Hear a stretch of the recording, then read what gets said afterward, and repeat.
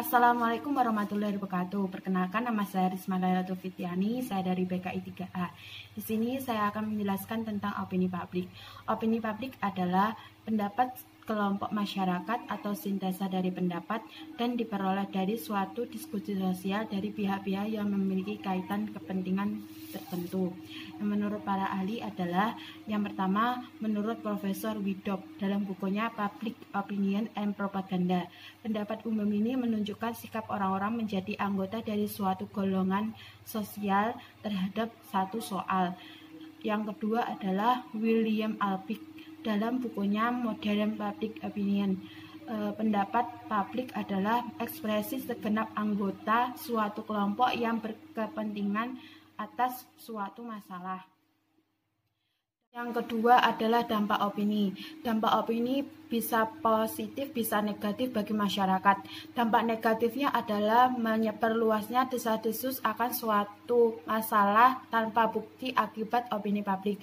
Contohnya seperti Super Semar yang sampai sekarang masih tidak jelas apakah itu ada atau hanya rekayasa semata.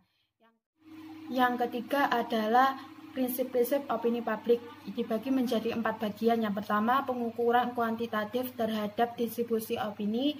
Yang ketiga, penelitian terhadap hubungan internal antara opini individu yang membentuk opini publik. Yang ketiga adalah deskripsi tentang atau analisis terhadap peran publik dari opini publik. Yang keempat, kajian baik terhadap media komunikasi yang memunculkan gagasan yang menjadi dasar opini. Yang keempat adalah syarat-syarat opini publik. Yang pertama, harus adanya kebebasan berpikir dan mengeluarkan pendapat. Yang kedua, minat rakyat terhadap soal-soal pemerintahan cukup besar. Yang ketiga, pendidikan politik yang cukup tinggi sudah dimiliki oleh rakyat. Yang keempat, kesediaan masyarakat mengutamakan kehendak dan kepentingan bersama.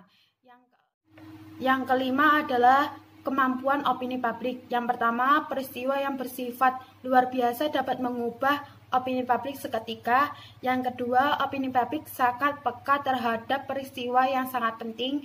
Yang ketiga, opini pada umumnya lebih banyak ditentukan oleh peristiwanya daripada kata-kata, kecuali jika kata-kata itu sendiri merupakan peristiwa.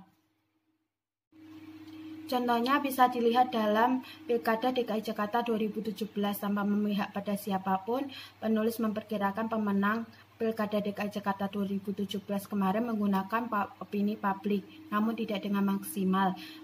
Beda dengan lawannya yang menggunakan opini publik dengan fakta dan nyatanya. Bisa dilihat bahwa opini publik sudah tidak lagi berperan dalam politik negara sekarang ini.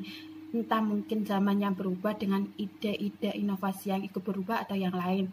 Yang jelas sebagai warga negara sudah sepatutnya kita melakukan segala strategi yang tidak melanggar hukum jika mau terjun di dalam dunia politik. Terima kasih. Wassalamualaikum warahmatullahi wabarakatuh.